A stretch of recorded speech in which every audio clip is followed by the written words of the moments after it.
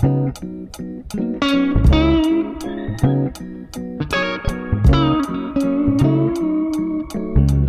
Scorpio, and welcome to your May 2024 horoscope. One of the major themes in May for you personally has to do with the planet Pluto. Pluto entered your fourth house in January of this year. So since January, you may have had themes coming up surrounding the power of belonging, the power of connection to your family and your roots. If you want a more detailed description of Pluto in your fourth house, I'll leave the live that I did right here. And in there, I explain Pluto through all of the houses. The reason this is a major theme again in the month of May is because on May 2nd, Pluto goes retrograde.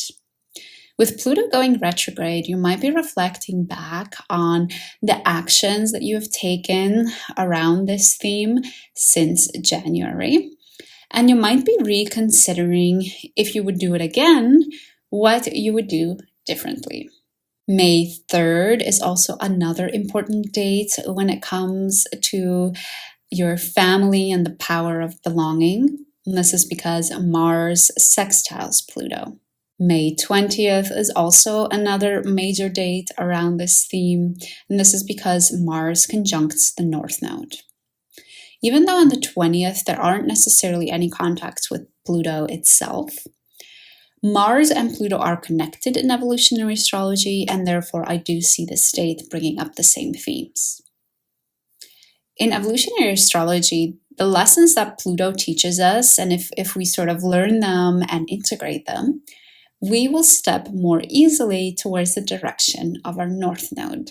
And what's interesting for you, Scorpio, is that Mars conjuncts the North Node in your 6th house. We see the implementation of some type of routine to allow you to connect and belong to your family even more.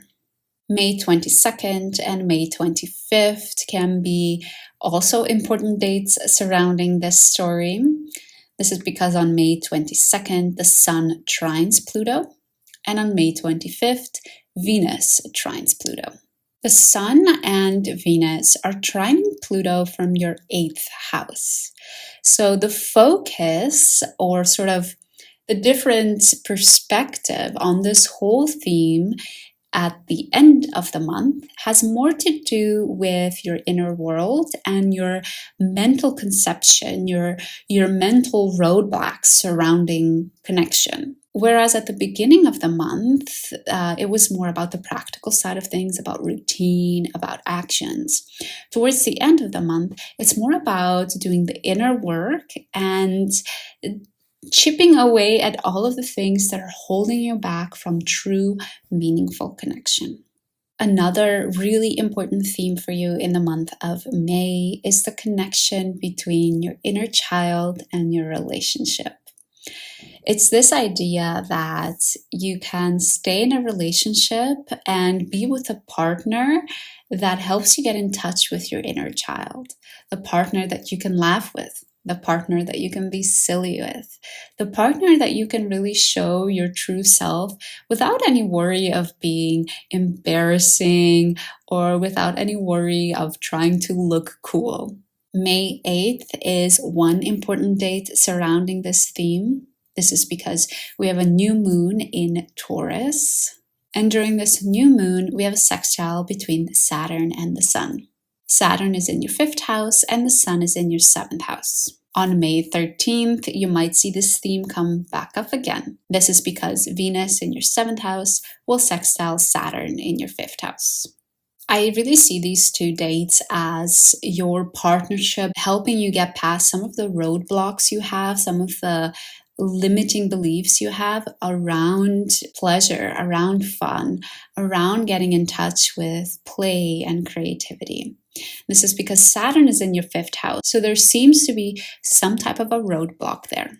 Not only are those two dates important around this theme, but also towards the end of the month, as both the Sun and Venus exit your seventh house, they bring up this theme again because they sextile Neptune on their way out. These 2 days later in the month have a different energy because they're touching Neptune and not Saturn. The energy is a little bit more welcoming, a little bit more accepting, and full of unconditional love. Let's chat a little bit more about your relationships, Scorpio. Why don't we?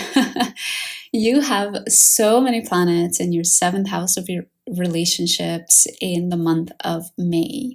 You have Venus, the Sun, Uranus, and Jupiter, all there in your house of relationships. So there might be a lot of things happening there, and they might have especially been so for the last year because Jupiter has been in your seventh house. Some of the key dates surrounding your relationships are May 13th, when Sun conjuncts Uranus, May 18th, when Venus conjuncts Uranus and the Sun conjuncts Jupiter, and May 23rd, when Venus conjuncts Jupiter. So really, for those 2 weeks, from the 13th to the 23rd, give or take a couple of days, are really laser focused on your relationships. And I do see this as a positive aspect. I mean, we're talking about the Sun, Venus, and Jupiter, which can bring a lot of beauty and love and abundance in your relationships. Because we have Uranus in the mix as well, there might be sudden changes, sudden realizations, or insights when it comes to your relationships as well. We cannot close off this horoscope without talking about the shift in energy that's happening at the end of the month from your relationships into your inner world. The Sun sort of begins this subtle shift on May 20th when it enters Gemini, or your 8th house. On May 23rd, we have one more step into your 8th house territory with the full moon in Sagittarius, which is again highlighting that axis of Gemini and Sagittarius, or 8th and 2nd house. And I feel like the final sort of, full push of you into your 8th house is with Jupiter entering Gemini. And this is happening on May 26th. Jupiter entering Gemini is a big deal, and actually I'm going to do a live all about it, talk about Jupiter through all of the houses and what Jupiter in Gemini will mean for all of the rising signs. So if you want to make sure you catch that one, make sure you subscribe.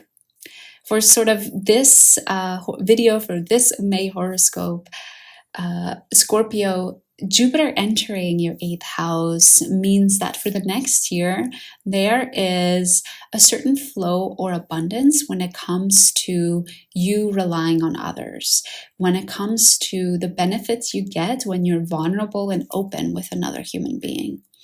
And this could be things such as, getting an inheritance or paying off your debts. It could mean that people are just really generous with their money towards you. But it could also be that you are opening emotionally up to another human being, showing the most vulnerable parts of yourself, and as a result, strengthening your connection. So really, for the next year ahead with Jupiter in your 8th house, it's all about admitting that you cannot go through this life alone. So Scorpio, those are the main themes for you for the month of May. I hope you're looking forward to the month. Let me know down in the comments if you're excited for Jupiter to enter your 8th house. And actually, let me know what your main lessons were from Jupiter in your 7th house. I would love to hear some of your experiences. Thank you so much for joining me, Scorpio, and I hope to see you again soon.